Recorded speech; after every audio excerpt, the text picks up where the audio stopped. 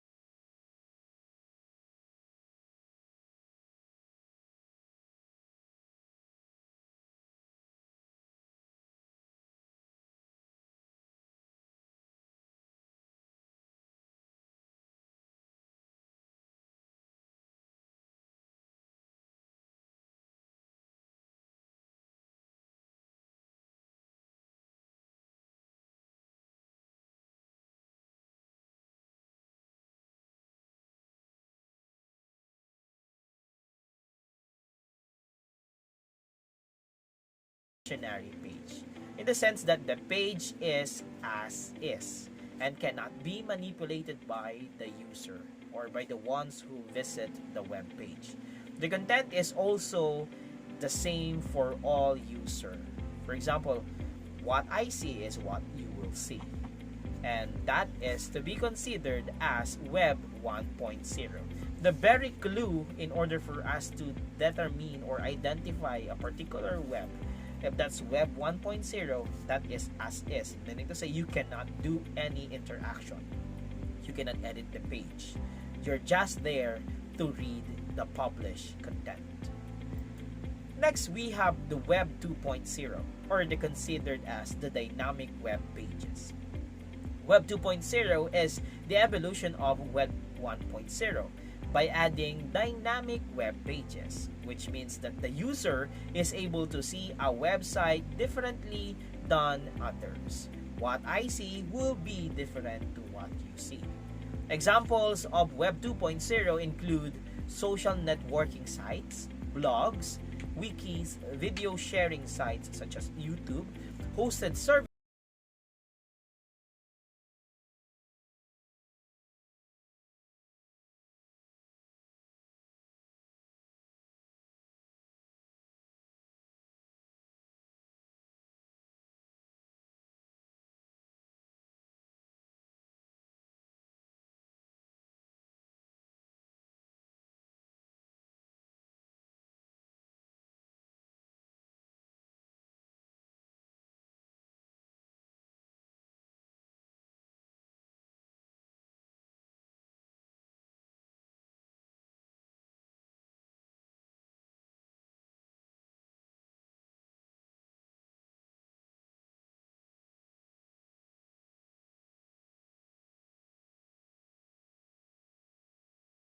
and you're just there to read it. Web 2.0 is you can have an interaction, and what you see may be different from what others may see. It is a specialized web page. For example, in Facebook, the load of the comments, the posts are different from my Facebook to your Facebook. When I say that my newsfeed has this set of posts, your newsfeed may have different set of posts. And take note, most websites that we visit today are under Web 2.0. But do not get me wrong, there are still some websites who are under Web 1.0. Now let us proceed with the features of Web 2.0. First feature is Folksonomy. It allows user to categorize and classify or even arrange information using freely chosen keywords by just having keywords. Popular social networking sites such as Twitter, Instagram, Facebook, and etc. use tags and start with the pound sign, or what we commonly known as hashtag. The very purpose of using hashtag is to make your post having a category. For example, if you search hashtag happiness, all the posts that you are going to see are posts related or with the tag happiness. So that's one feature, Folksonomy. You can categorize what you are doing, posting or sharing. Next feature is rich user experience. It has something to do with the content is very dynamic and is responsive to users' input. For example, a website that shows local content in the case of social networking sites, when logged on or logged into your account, is used to modify what you see in their website. Again, rich user interface, meaning to say you have your freedom what you want to see.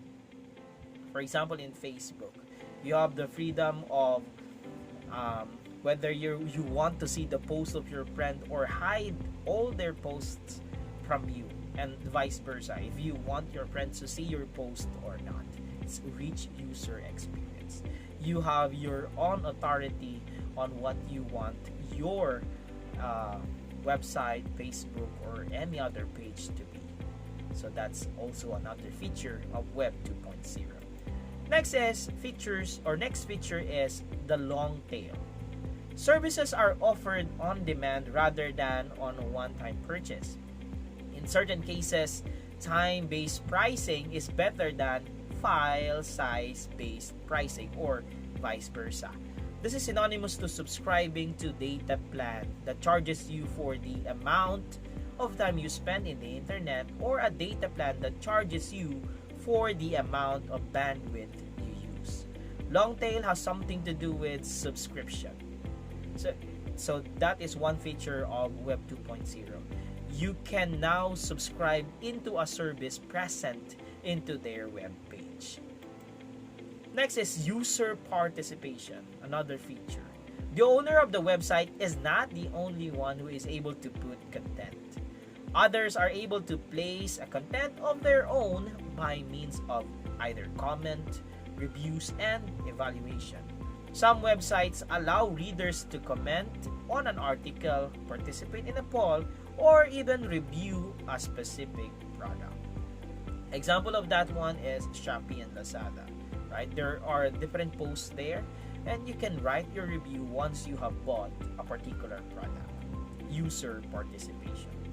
From the word itself, you can participate into the website present. Next is software as a service. Users will subscribe to a software only when needed rather than purchasing them. This is cheaper option if you do not always need to use a software.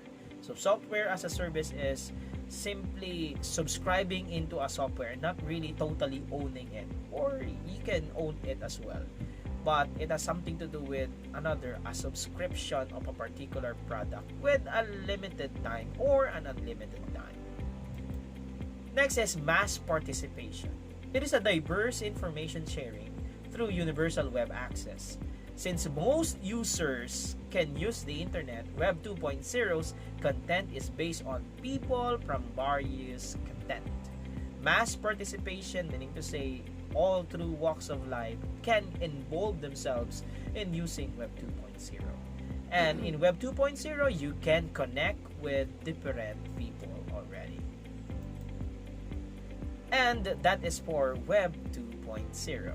Again, the major difference of Web 1.0 to Web 2.0 is that Web 1.0 is plain as it is, as a web page. You cannot involve yourself.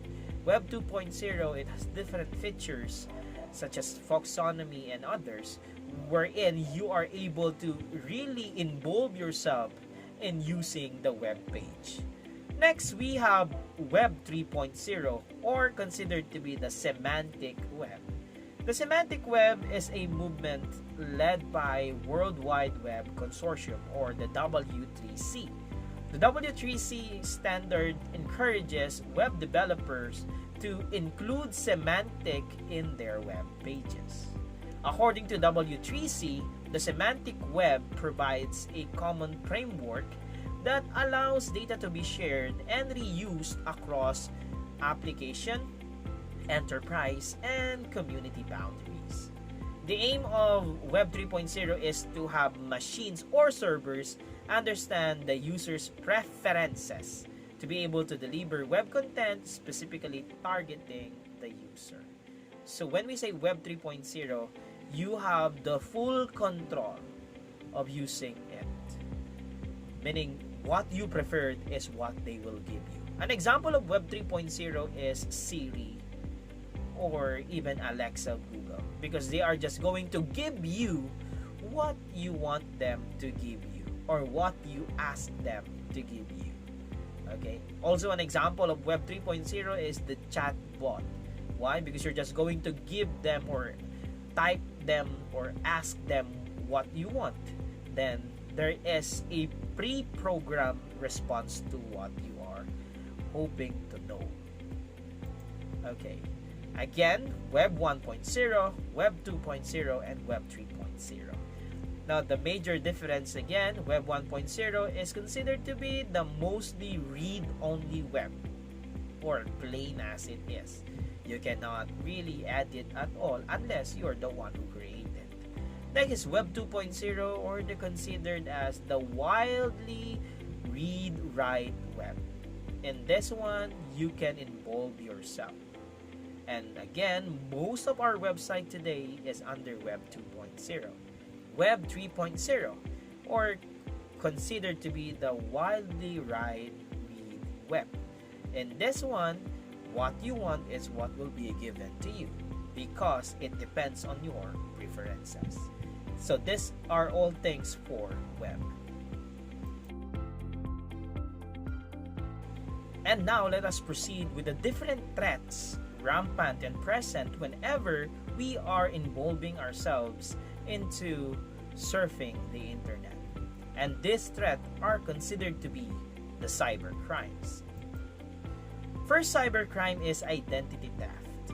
Identity theft is the crime of obtaining the personal or financial information of another person for the sole purposes of assuming that that person's name or identity to make transaction or purchases is yours.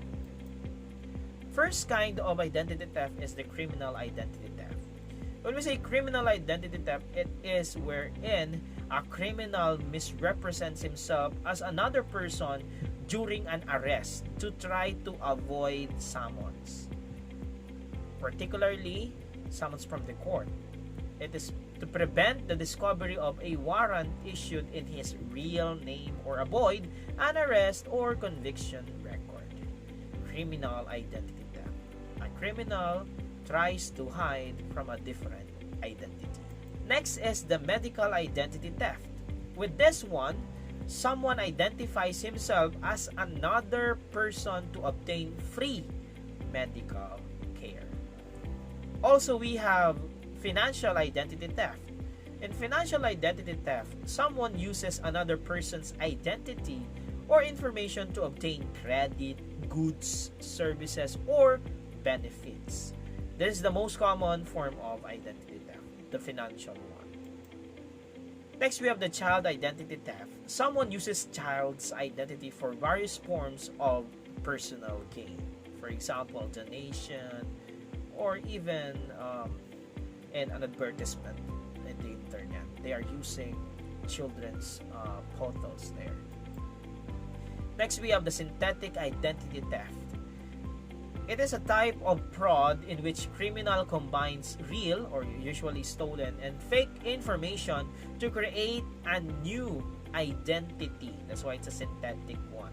creating a new identity from a combined fake information to a real information. Next, we have another kind of cybercrime, which is phishing.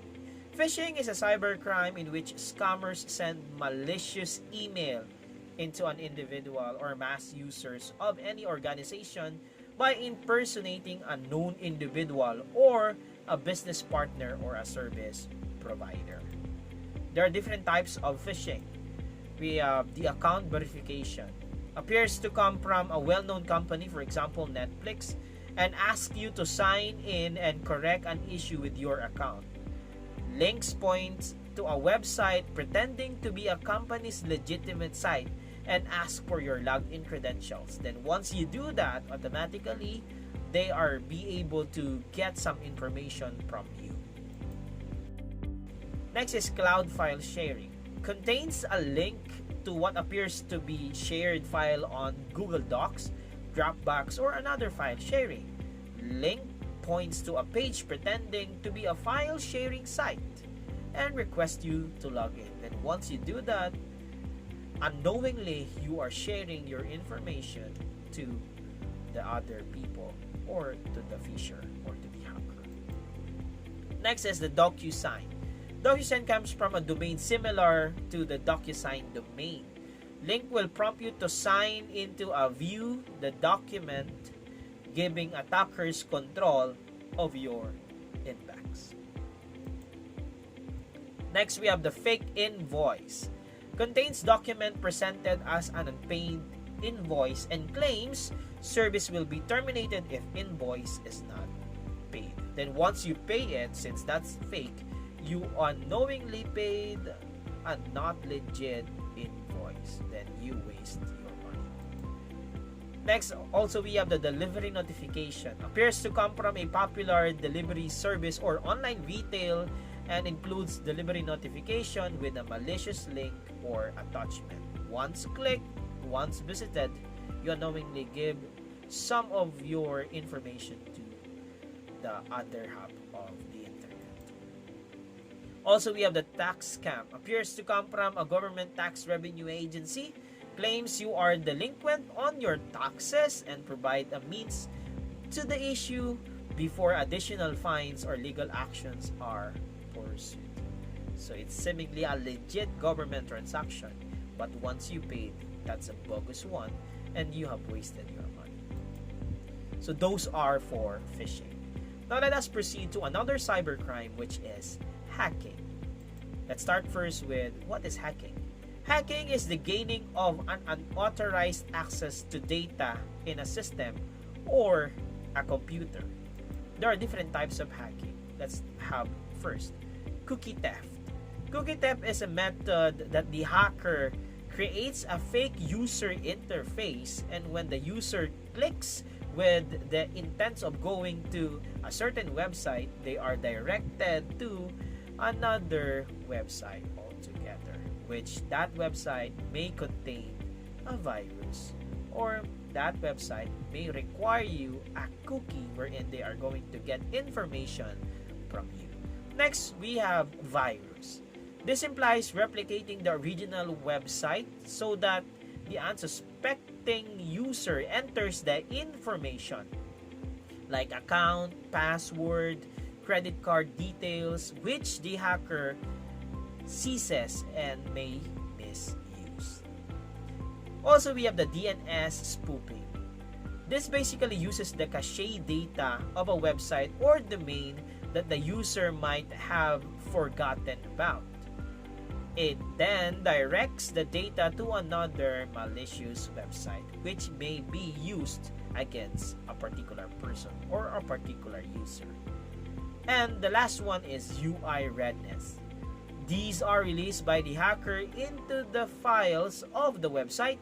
Once they enter into it, or a user enter into it, the purpose is to corrupt the information or resources of a particular website, simply to make the website down. Now let us proceed with the types of hacker. First, we have the ethical hacker, or considered to be the white hat hacker. A hacker who gains access to system with view to fix identified weaknesses.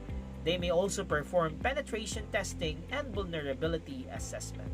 The good thing with the ethical hacker is the very reason they do the hacking is to inform you that there is a bug or something wrong with your website or the HTML or the coding of your website. Next type of hacker is the cracker. This one, we should be careful with those or this kind of hacker. Cracker or the black hat hacker. A hacker who gains unauthorized access to computer systems for personal gain.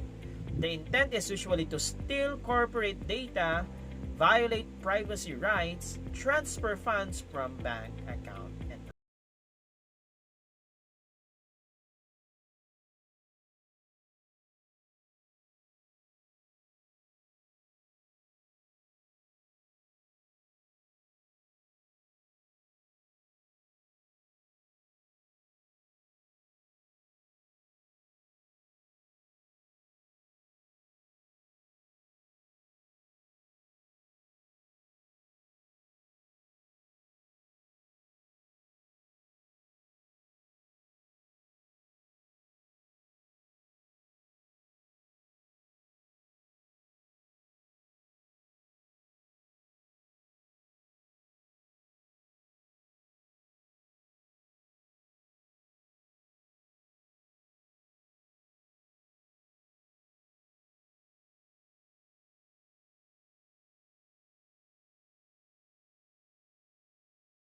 hacker is the hacktivist.